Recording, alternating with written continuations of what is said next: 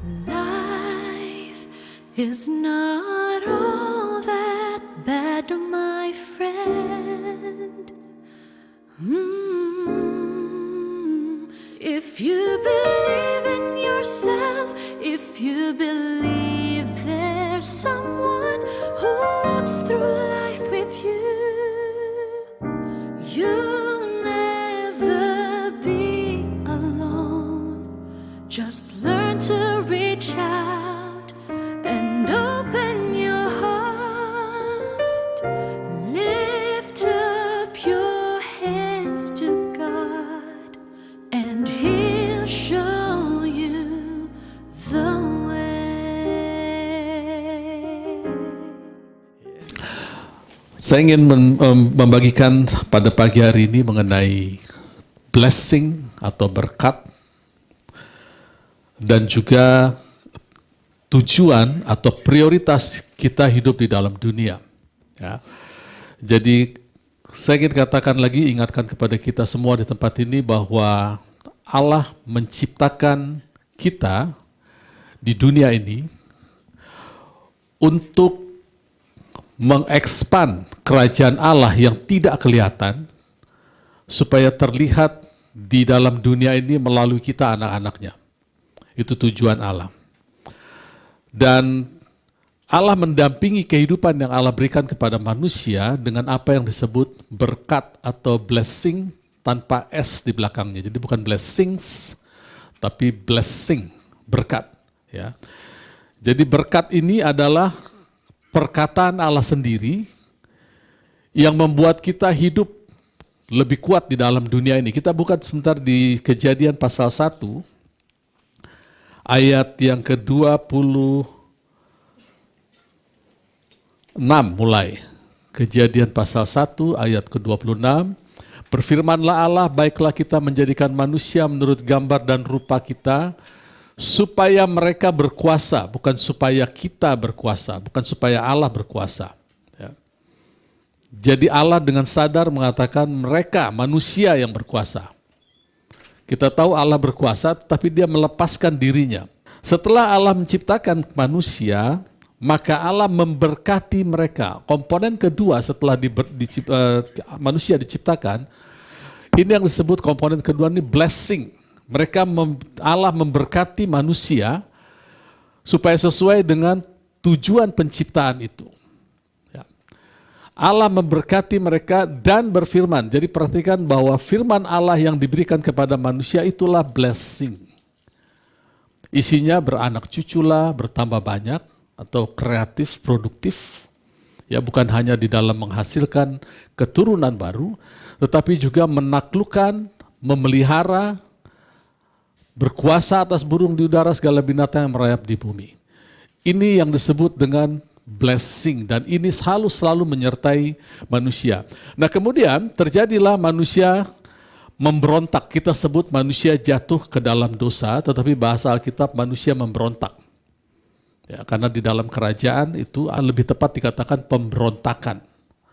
Jadi manusia memberontak sehingga kerajaan atau dominion itu hilang. Ya, kalau kita lihat bahwa kata yang pertama digunakan Allah itu adalah biarlah mereka mendominasi. Kata dominasi ini di dalam perjanjian baru persis kata yang dipakai kerajaan. Biarlah mereka berkerajaan. Nanti di perjanjian baru Tuhan meminta kita untuk mencari kerajaan itu. Karena kerajaan itu ditaruh di dalam kita dan Tuhan ingin kita menggali apa sih isi kerajaan itu. Sekarang kita pindah ke Efesus pasal 1. Efesus pasal 1 ayat 3 mulai.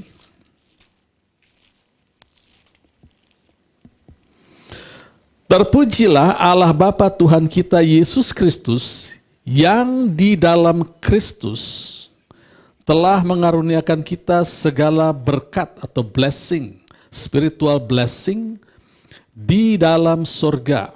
Ya, jadi apa yang terjadi pada waktu kita di dalam Kristus adalah kita menjadi ciptaan baru. Yang lama sudah berlalu, sesungguhnya yang baru telah datang. Kita menjadi ciptaan baru, lebih baik atau lebih indah dari manusia pertama. Karena Adam yang pertama itu memberi hidup saja, tapi kemudian mati, maka Adam yang terakhir itu menghidupkan dengan kehidupan ilahi yang disebut Kristus. Makanya di sini dikatakan, di dalam Kristus telah mengaruniakan kepada kita segala blessing. Sekali lagi muncul blessing. Ya. Jadi kita tidak bisa hidup tanpa blessing ini. Banyak orang benci dengan blessing. Ya, mereka bilang, kalau khotbah jangan berkat terus. Gitu kan. Karena mereka menerjemahkan blessing itu adalah rumah, mobil, uang, terlalu sempit. Terlalu sempit. Blessing ini adalah power yang kita perlukan. Kita lanjut dulu ya. Ayat 4, sebab di dalam Dia Allah telah memilih kita sebelum dunia dijadikan supaya kita kudus dan tak bercacat di hadapannya. Wah, ini banyak nuggetnya nih. Di dalam Kristus kita sudah dipilih oleh Allah sebelum dunia dijadikan. Nah, Bapak Ibu Saudara, jangan bayangkan sebelum Adam dan Hawa ada, kita sudah diciptakan di dalam Kristus. Tidak begitu maksudnya. Ya, Alkitab membedakan kata dunia dan bumi berkali-kali. Ada banyak ayatnya, kita tidak akan buka sekarang. Saya pernah bukakan di sini. Bahwa bumi itu adalah tempat kita berdiri, tapi dunia adalah pola hidup manusia. Ya. Sekarang begini, kita perhatikan dunia anak-anak, beda dengan dunia orang tua, tapi buminya sama. Ya, orang Sunda lebih tepat mengapakan bumi ya. Buminya di mana gitu. Di rumahnya di mana, buminya di mana. Tapi dunianya lain-lain. Anak-anak di kamar, handphone, terus itu dia dunia sendiri. Orang tua kerja gitu ya. Nanti ada pembantu rumah tangga di dapur, terus masing-masing punya dunia sendiri, tapi buminya sama. Betul ya? Nah, Tuhan tidak melarang itu. Tapi Tuhan ingin kita punya dunia yang sama. Saya mau cerita soal dunia ini, coba. Saudara bisa perhatikan baik-baik ya. Yang digambarkan dunia. Dunia pertama itu adalah dunia tanpa dosa. Di sebelah kiri garis yang merah. Itu dunia pertama. Sebelum manusia jatuh ke dalam dosa. Atau sebelum manusia memberontak. Kemudian setelah manusia memberontak, dunia kacau balau. Kejahatan bertambah-tambah. Maut berkuasa. Sampai yang di kolom kedua itu antara kuning dan merah, di situ ada gambar Abraham, ya, tidak terlalu kelihatan. Lalu di sebelahnya ada gambar Ishak, di bawah ada gambar orang tidur itu Yakub. Ya. Itu masih, dunianya masih kacau balau. Allah hanya memilih satu keluarganya Abraham, untuk diberkati. Lalu Abraham, janji kepada Abraham diturunkan kepada Yakub, kepada Ishak.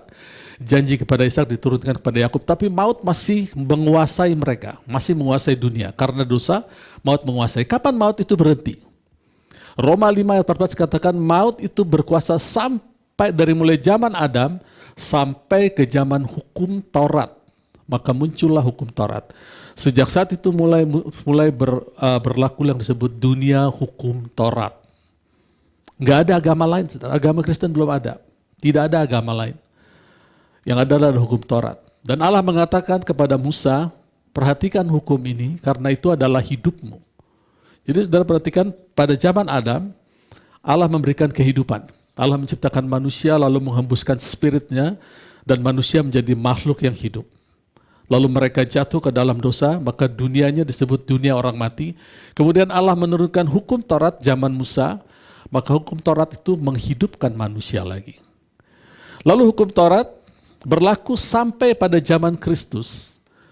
Alkitab mengatakan Christ is the end of the law.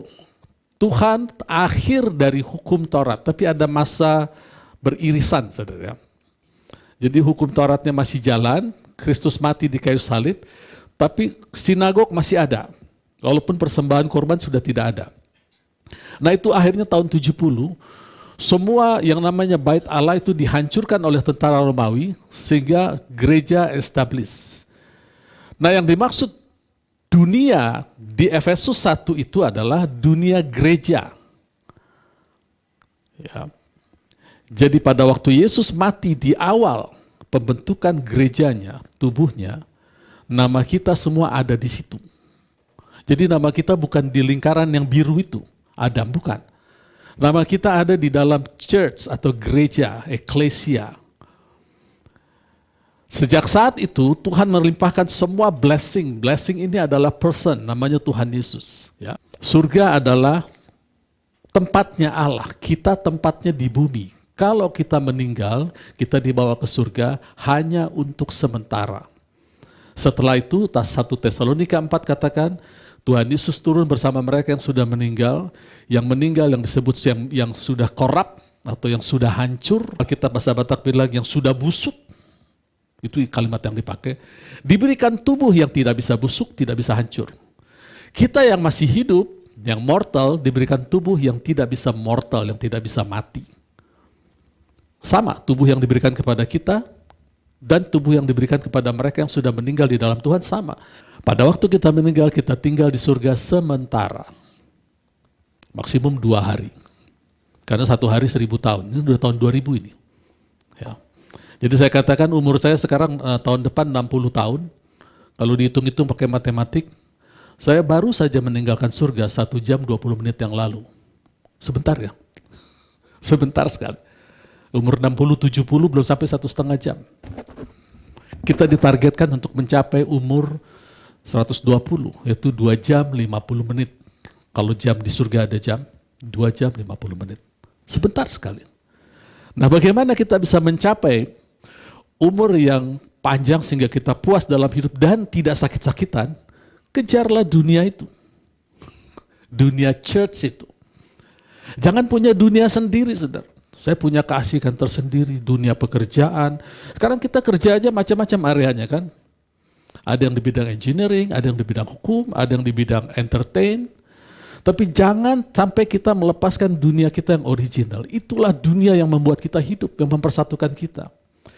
Orang Israel, ya kebanyakan sampai saat ini, mereka masih hidup di dunia hukum Taurat. Itu hidup loh, saudara.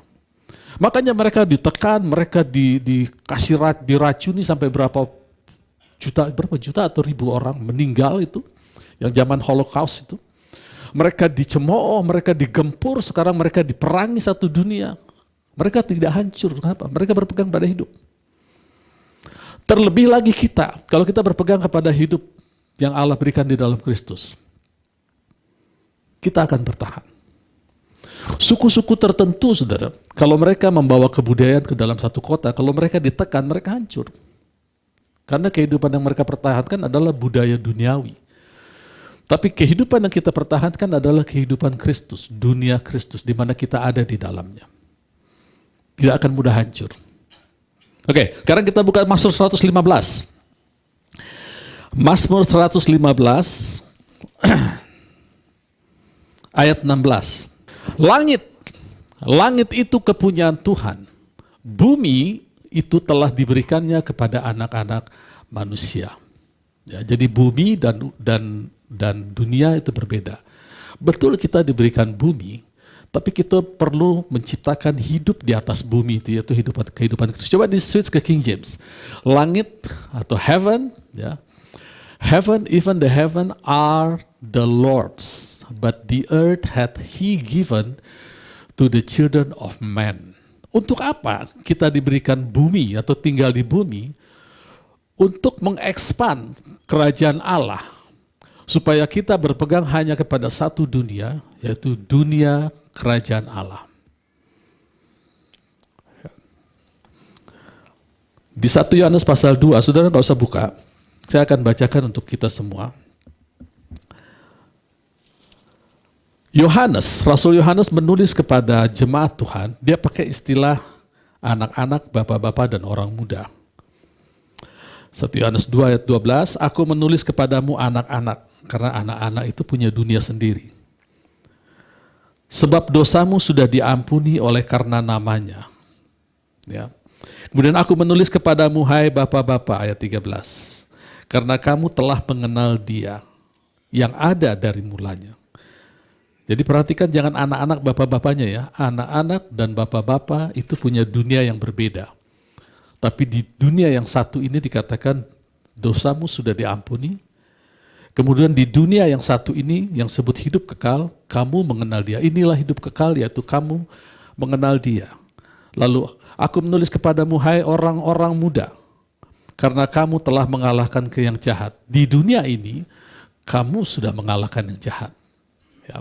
Kemudian aku menulis kepadamu, hai anak-anak, karena kamu mengenal Bapa. Muncul lagi mengenal Bapa. Aku menulis kepadamu, hai bapak-bapak, karena kamu mengenal Dia. Muncul lagi mengenal Dia. Jadi mengenal Dia ini adalah hal yang paling penting. Setiap kita yang mengkhotbahkan, berdiri di mimbar, atau kita yang berbicara tentang Allah, harus berbicara mengenai pengenalan akan Dia. Karena itu kunci untuk membawa orang ke dalam dunia Kristus ini. Ya.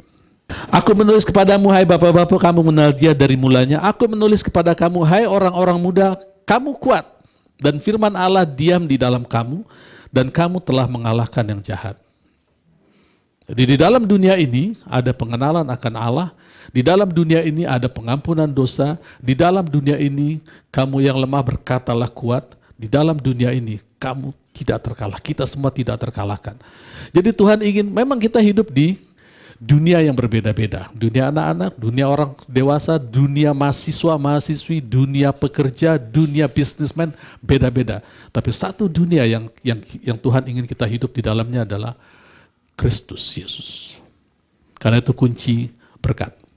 Nah sekarang saya mau bicara tadi dari Kejadian, dikatakan Allah menciptakan manusia lalu memberkatinya dengan perkataan.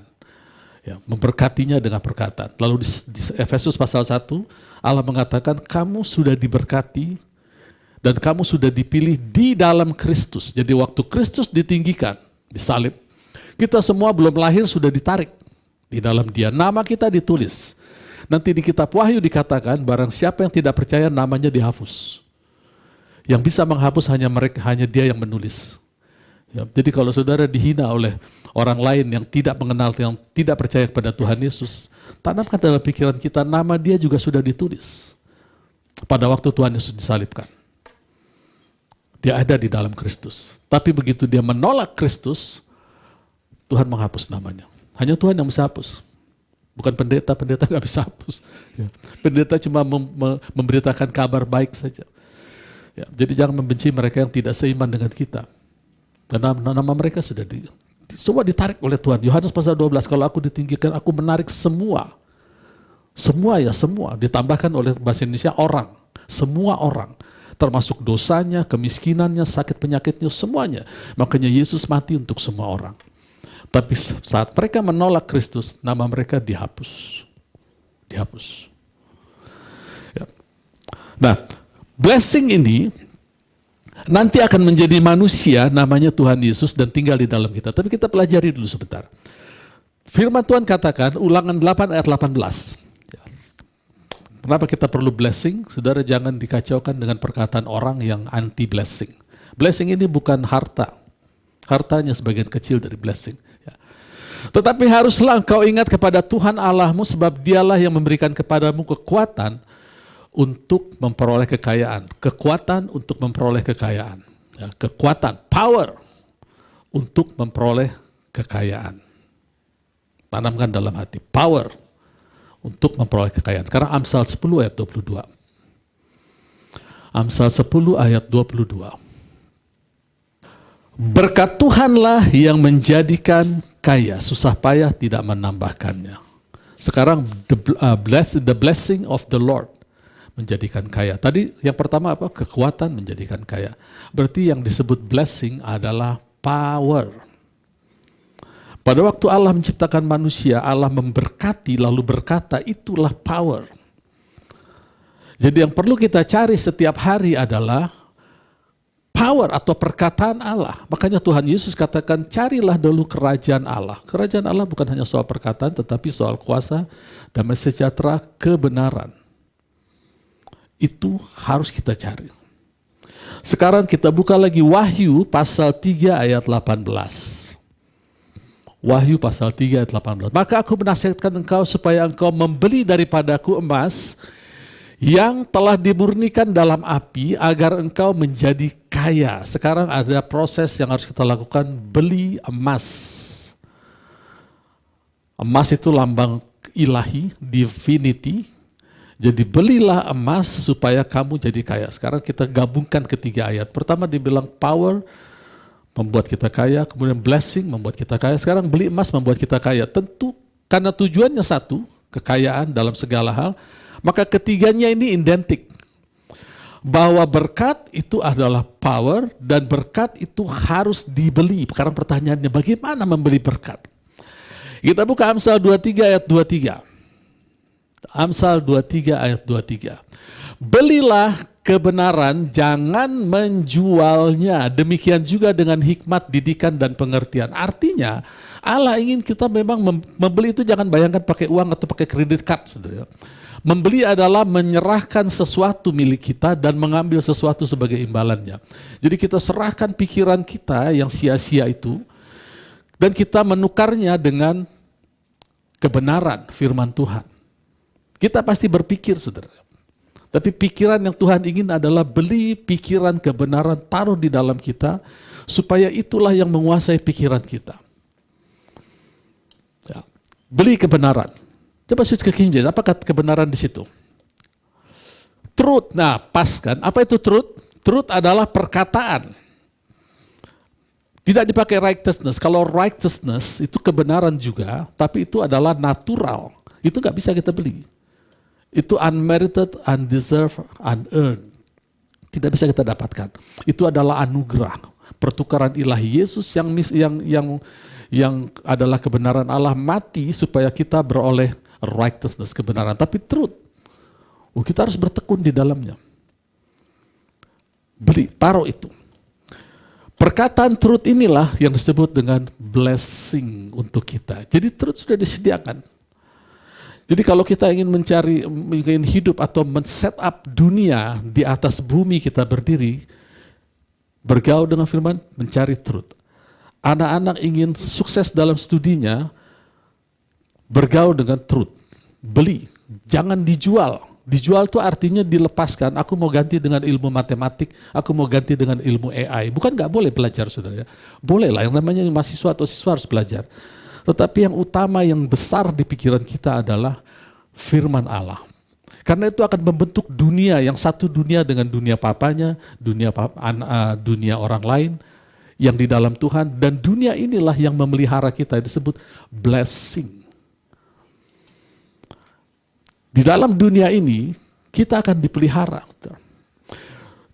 Truth yang kita pelajari, atau kemurahan Bapa, kemurahan Allah, itu membuat kita setiap hari berubah pola pikir. Tuhan tahu kita diinjek dengan hal-hal dari dunia, dengan pelajaran-pelajaran. Sekarang saudara ya, banyak anak-anak Tuhan agak-agak terdistraksi dengan teknologi. Ya, ada yang disebut dengan artificial intelligence. Bahkan ada di beberapa grup doa yang minta kita berdoa supaya Tuhan memakai artificial intelligence atau AI untuk membawa jiwa-jiwa. Ini orang-orang ini saya pikir sudah kontradiksi pikiran. AI itu ilmu pengetahuan, saudara. Kita tahu itu juga nggak salah kok. Nggak salah sama sekali. Tapi kalau kita pakaikan itu yang memenuhi pikiran kita, besar dalam pikiran kita, itu yang error, saudara. Tetap harus hidup. Pengenalan akan Allah di atas segala pengetahuan. Kita perlu bantuan AI untuk menjangkau jiwa-jiwa. Nggak perlu, saudara. Karena kitab Markus katakan, Tuhan memberikan perintah untuk memberitakan Injil kepada seluruh makhluk. Pada waktu perintah itu diberikan, murid-murid satu pun nggak ada yang percaya. Jadi Tuhan celak dulu murid-muridnya. Ketidakpercayaan mereka dicela, kemudian baru amanat agung diberikan. Seolah-olah amanat agung itu diberikan sebagai hukuman. Nah, kamu nggak percaya sekarang, beritakan Injil, sembuhkan orang sakit, bangkitkan orang mati, terus usir setan, pergi sekarang. Itu semacam hukuman. Lalu Alkitab mencatat, maka mereka pergi memberitakan Injil dan Tuhan mengkonfirm firman-Nya, bukan murid-muridnya. Jadi yang Tuhan konfirm adalah dirinya sendiri yang diberitakan. Tuhan tidak akan pernah mengkonfirm murid-muridnya, dan Tuhan tidak akan pernah mengkonfirmasi AI. Tuhan tidak akan pernah mengkonfirmasi metode penginjilan, sekalipun itu baik. Tuhan mengkonfirmasi Injil yang diberitakannya. Kalau kebanyakan metode, Injilnya tidak diberitakan, sama aja, saudara. Ini yang saya katakan deviasi dari perintah Tuhan. Karena amanat agung itu juga adalah truth. Jadi dalam benak kita harus pikir bahwa aku akan beritakan firman Allah. Dan truth yang diberitakan ini akan membuat kita semakin bermetanoia, berubah, semakin berani, semakin berjalan dengan kuasa. Kalau kita tidak melakukan itu, kita akan takut. Ketemu orang sakit aja mendoakan orang takut, saudara. Ada yang masih takut mendoakan orang sakit? Jangan pernah takut, saudara. Apa yang terjadi kalau Bapak Ibu Saudara tiba-tiba ada keluarga yang sakit? Jauh dari dokter, jauh dari sanak saudara, apa yang harus dilakukan? Kita punya mulut, kita punya tangan, itu kuasa. Itu blessing ada di situ. Tapi ini sakitnya sudah ini Pak, sudah bawaan dari orang tua. Ini darah tinggi atau penyakit akut stadium 4. Itu di bawah perkataan kita dan tangan kita. Tumpangkan tangan, ucapkan firman. Harus dibiasakan hidup dalam dunia ini.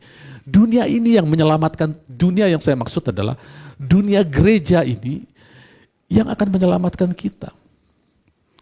Perubahan pola pikir akan semakin terjadi kalau kita bergaul dengan firman. Kita buka di Roma pasal 2 ayat 4. Maukah engkau menganggap sepi kekayaan kemurahannya, kesabarannya, kelapangan hatinya? Tidakkah engkau tahu bahwa maksud kemurahan Allah ialah menuntun engkau kepada pertobatan? Jadi bukan kemarahan Allah yang menuntun kita kepada pertobatan, tetapi kemurahan Allah. Apalagi Pak, kemurahan Allah berbuat apa dalam hidup kita selain daripada pertobatan atau metanoia? Apalagi Pak? Ada. Nehemia 9 ayat 25. Kita buka. Ya. Enak saudara bergaul dengan kemurahan Allah, melihat janji Allah, melihat kebaikan Tuhan. Nehemia 9 ayat 25.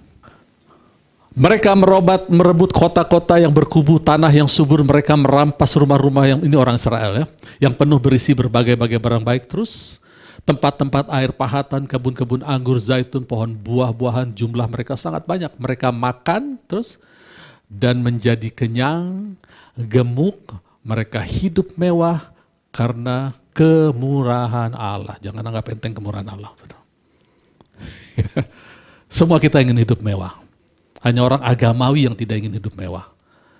Saya cek dalam bahasa aslinya, apa itu mewah? Bahasa Inggrisnya bilang luxury. Perlu diterjemahkan lagi gak saudara? Gak perlu diterjemahkan lagi, sudah luxury. Jangankan Tuhan, saudara, kita aja pengen anak kita hidup mewah kok, tidak berkekurangan. Apalagi dia Bapa yang baik yang punya kemewahan. Orang agamawi gak suka lihat ini, dia bilang, stoplah bicara-bicara berkat, stop bicara-bicara mewah. Saudara, orang bisa menyuruh kita stop bicara kemewahan, bicara berkat Allah. Orang bisa mengambil job kita, orang bisa menekan kita, menghalangi rezeki kita. Tapi blessing yang ada di dalam kita, tidak satu orang pun bisa menghambat itu. Dan blessing itu hanya bisa dihambat oleh kita sendiri. Kalau kita tidak mau bergaul dengan truth, belilah truth, beli firman, baca firman, cari pengajaran-pengajaran yang memberitakan firman, membukakan firman. Karena itu akan membuat kita bermetanoia, pola pikir kita akan berubah, pandangan kita akan berubah terhadap Allah dalam semua kemurahannya. Kalau kita masih memandang kepada opini manusia, kita akan sulit saudara untuk mendapatkan opini Allah. Makanya Tuhan tidak sarankan kita terlalu kagum-kagum sama hamba Tuhan pada gembala siapapun. Ya. Tuhan ingin kita mengagumi dia saja. Tuhan ingin masing-masing kita punya dunianya Kristus. Jangan bikin dunia sendiri, saudara. Saya punya keasikan sendiri, saya punya teman-teman. Ingat hidup kita ini cuma 2 jam 50 menit, itu pun kalau nyampe 120 tahun. Apakah mau kita hidup yang cuma 2 jaman ini, kita habiskan di dunia yang di bawah? Kenapa nggak kita naik ke dunia yang atas? Caranya gampang sekali. Sudah dikasih firman, ada Roh Kudus di dalam kita. Dengan Roh Kudus itulah pembacaan firman kita akan semakin hidup. Ya. Jadi semua perkataan Allah, kebaikan Allah yang dikatakan kepada kita, itu bukan hanya untuk kita lakukan, tetapi untuk Yesus sendiri, sang blessing itu yang lakukan di dalam kita. Kita buka di 2 Korintus 6 ayat 16. Apakah hubungan bait Allah dengan berhala? Karena kita adalah bait dari Allah yang hidup menurut firman Allah ini. Aku akan diam bersama-sama dengan mereka, hidup di tengah-tengah mereka, dan aku akan menjadi Allah mereka, dan mereka akan menjadi umatku. Nah, coba kita switch ke King James, lebih enak kalimatnya. King James bilang begini, ya. And what agreement had the temple of God atau bait Allah dengan idols? For ye are the temple of the living God. Kita adalah temple dari atau bait Allah. As God has said, I will dwell in them, tinggal di dalam mereka, di dalam kita. I will walk in them, aku akan berjalan di dalam mereka. And I will their God. Jadi Bapak Ibu Saudara bayangkan gini, ketika kita berjalan, Allah sedang berjalan di dalam kita. Ketika kita berkata-kata, Allah sedang berkata-kata di dalam kita. Apa yang kita katakan adalah perkataan Dia. Makanya saya katakan semua perkataan Allah yang kita dengar dari Alkitab itu bukan untuk kita lakukan sendiri tanpa Dia, tapi untuk Dia lakukan bersama dengan kita. Supaya kita membentuk dunia kita yang baru. Dan dunia ini adalah dunia di mana kita tidak mencari apa yang orang dunia cari. Orang dunia cari harta, kekayaan, kehormatan, semuanya. Dunia ini sifatnya memberikan kepada kita apa yang orang dunia cari. Sebagai ilustrasi, penutup, saya cerita begini. Saya mau cerita mengenai pesawat dan burung yang natural. Ya. Pesawat itu dibangun dari material yang sangat berat sekali, ribuan ton, ya, untuk mengangkat manusia. Tapi dia beroperasi di bumi di mana ada hukum gravitasi.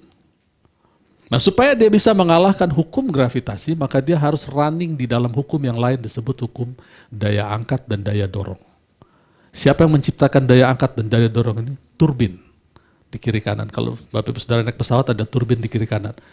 Pesawat ini untuk membawa manusia, manusia tidak didesain untuk hidup di atas, terbang gitu. Tapi karena manusia pintar, manusia harus bikin satu alat. Maka keluarlah yang namanya mesin turbin kiri kanan. Lalu di dalamnya harus ada pendingin. Kemudian di dalamnya harus ada pemanas juga buat makanan supaya manusia nyaman. Effortnya banyak sekali, saudara, dan perawatannya banyak. Harus gaji pilotnya, pramugarinya, semua banyak sekali. Itu miliaran begitu. Sekarang bandingkan dengan seekor burung. Dia bisa terbang kapan aja, siang malam nggak peduli cuaca dia bisa terbang. Dan tidak terganggu, dia tidak ada burung jatuh, saudara. Nggak pernah baca koran ditemukan burung jatuh tuh nggak ada, saudara. Ya. Jadi yang satu yang satu diciptakan untuk di darat tapi pingin terbang maka perlu effort banyak. Yang satu diciptakan untuk terbang, memang burung itu diciptakan untuk terbang tanpa effort. Dia punya dunia sendiri di udara. Yang satu ini kalau mau terbang dia harus banyak effort di situ. Ini yang Tuhan maksud, berkat Tuhanlah yang menjadikan orang sukses. Burung tidak akan sukses kalau tidak bisa terbang. Pesawat juga tidak akan sukses kalau tidak bisa terbang. Tapi pesawat harus ada susah payah di dalamnya, ditambahkan. Burung tidak ada susah payah. Memang ini agak contoh yang real kok ya. Burung diciptakan untuk terbang, pesawat diusahakan untuk terbang. Tapi kita lihat yang mana yang mudah terbang. Burung kapan aja dia bisa terbang, kapan dia bisa turun. Pesawat juga tapi effortnya banyak. Nah, saya mau bawa ini kepada alam pikiran kita. Kita diciptakan untuk sukses di dunia yang disebut church, gereja, di mana di situ ada pola pikir yang dirubah. Pola pikir. Nah, ini kan kita malas mikir kebanyakan termasuk saya juga gitu ya. Malas, kita lebih suka menjudge keadaan. Kalau keadaan begini, karena Tuhan berubah kehendak. Keadaan begini ya karena dia keturunan orang kaya. Kalau keadaan sakit, karena nenek moyangnya sudah sakit makanya umurnya pendek. Selalu keadaan-keadaan yang kita judge. Coba kita bawa sebentar untuk berubah pola pikir. Bahwa di dalam Tuhan yang sakit bisa menjadi sehat, yang miskin menjadi kaya, yang lemah menjadi kuat. Cuma perlu mengolah pola pikir dari Alkitab. Baru kita disebut sukses. Tapi kita banyak dosa, Pak, sudah diampuni.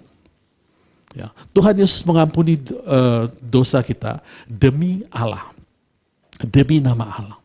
Jadi karena kita produk Allah, segala yang Tuhan buat itu adalah demi namanya. Memang dia mengasihi kita, tapi lebih kepada demi namanya. Dia menjaga reputasinya. Bisa dikatakan begini, kenapa Tuhan ingin mati di kayu salib, lalu memberikan segalanya untuk kita. Karena Tuhan ingin kita tinggal di bumi. Ya. Kita merefleksikan satu kerajaan bumi yang lain disebut surga. Tuhan ingin kita di bumi, saya mau pakai istilah gini, kalau bisa kamu lama-lama lah di bumi. Jangan cepat-cepat pengen pulang, yang lama sedikit di bumi. Begitu inginnya kita hidup yang lama di bumi, sehingga dia menciptakan apa yang disebut dengan kesembuhan ilahi. Kalau tidak, buat apa saudara? Kalau tidak, begitu kita lahir baru, pulang kita ke surga. Supaya nggak keburu berbuat dosa. Begitu juga Tuhan Yesus pada waktu dia disalibkan, sebelum darahnya dicurahkan untuk pengampunan dosa, dia sempat-sempatnya beri tubuhnya untuk menjadi bilur-bilur, untuk menyembuhkan kita. Tujuannya satu, makin lama kita di bumi makin bagus buat dia. Karena kita bisa mengeluarkan karya kerajaan atau kehidupan yang lebih real, yaitu kehidupan surgawi, di mana kita hidup. Itu kerinduan Tuhan. Makanya Tuhan katakan, cari dahulu kerajaanku, karena di situ ada blessing. Dari blessing inilah orang mengenal siapa dia. Amin. Puji Tuhan, Tuhan Yesus berkata. Cast your burdens upon me, those who are heavily laden. Come to me, all of you who are tired of carrying heavy load.